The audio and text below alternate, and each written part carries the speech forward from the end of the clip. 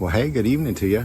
I'm at the Tonka Spring. I'm really not sure what this spring is called. I guess Tonka Spring. Look at that. I guess you get what you asked for. But anyhow, beside me here is this massive flight of stairs.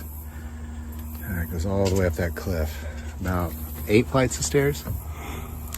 Anyhow, so I came here for exercise with Benjamin here. And I'm going to pound up these stairs. Now, I'm going to be huffing and puffing.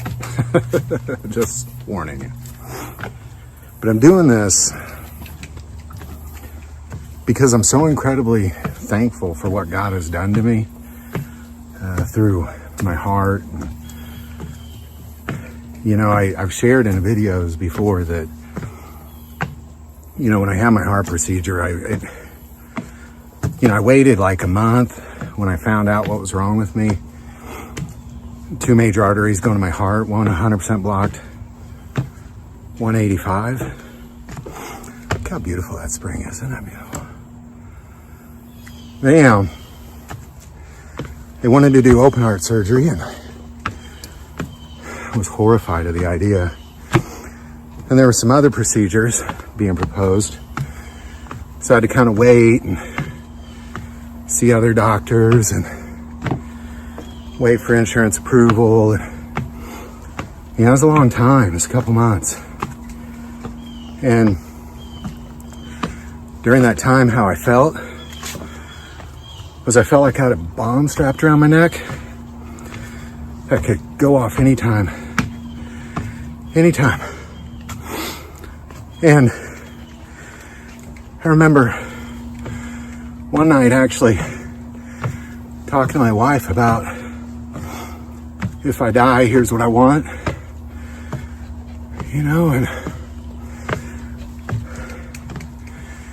it actually almost put me into a state of depression. Just being honest, I'm human, and you have a bomb strapped around your neck for a couple months, makes you pretty depressed. Whew. Yeah, that's quite some stairs. Look at that. Isn't that beautiful? So, yeah, I'm sorry for the huffing and puffing. Looks like I get a rest, get to walk straight and slightly down here for a bit. Whew. But when I woke up the next morning from my procedure, it was like 5 in the morning. It was dark still, maybe 4. And I just remember being so thankful, so incredibly thankful. And things changed in that moment. I realized as I sat there thankful to God that He holds my life in His hands, that He could have taken it in a millisecond if He wanted to. He just could have taken it. But He didn't. But He showed me that He's in charge of my life, that He literally holds my life in His hands. Not figuratively, literally. And since then, my relationship with Him has changed. When it comes to this channel, specifically, is I'm more obedient to the things He asked me to say. Because there's a lot of things that are being said that are offending a lot of people. And that's hard. You know, it's hard to sit there and go, oh, I'm going to put this content out. You know, I know it's just going to make a bunch of people super offended and upset. A couple people will understand. A few people will see the Word of God in there and be like, well, it's true though. But a large percentage are just going to be super offended. And that's hard for me, you know. I used to be a teacher, high school teacher, and I'm going to come over here. Take a break for a second. That's gracious. Became a teacher.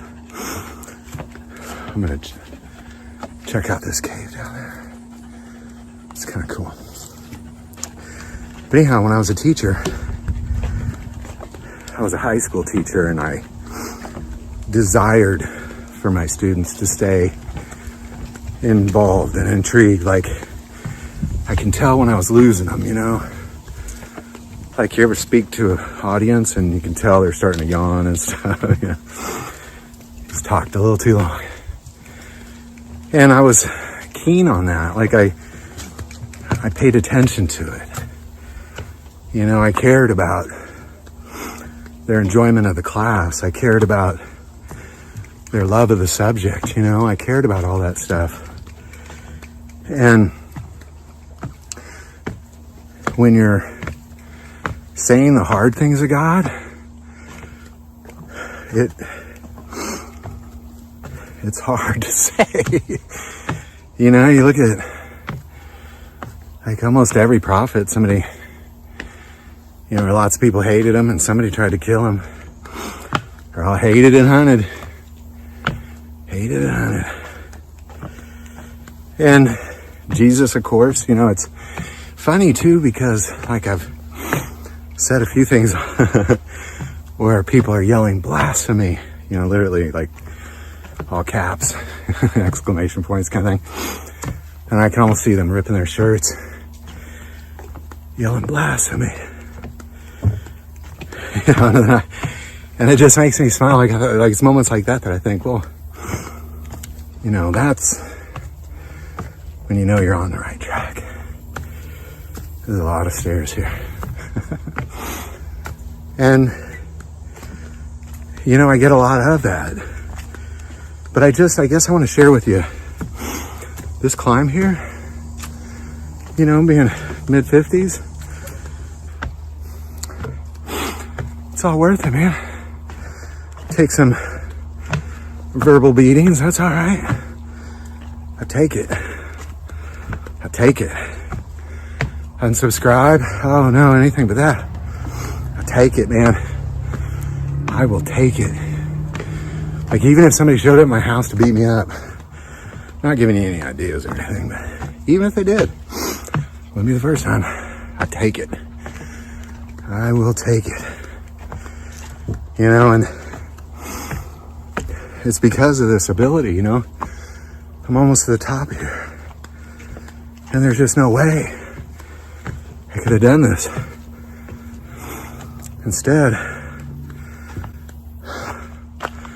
I had a bomb strapped around my neck. You know? It's terrible. And all those stairs. Whew. So, Benjamin, let's head on down, buddy. Let's do that again.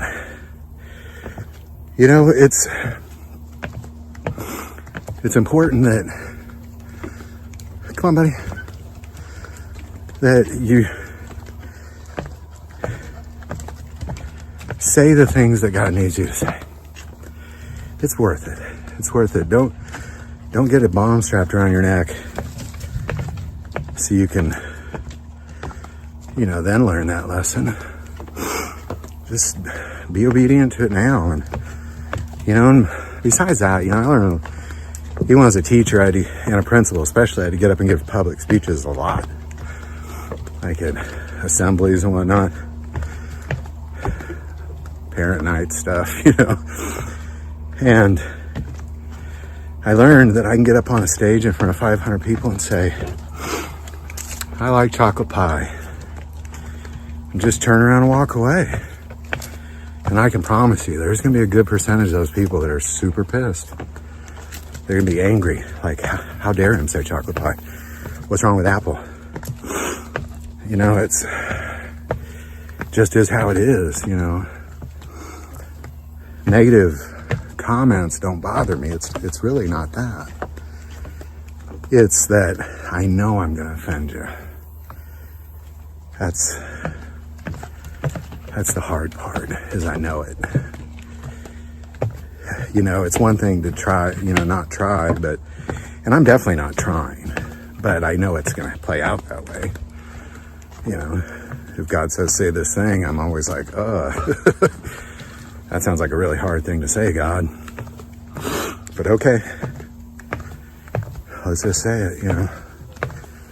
You're the boss, you hold my life in your hands. You allow me to take all these steps up and down this giant staircase. Thanks be to him. Thanks be to him.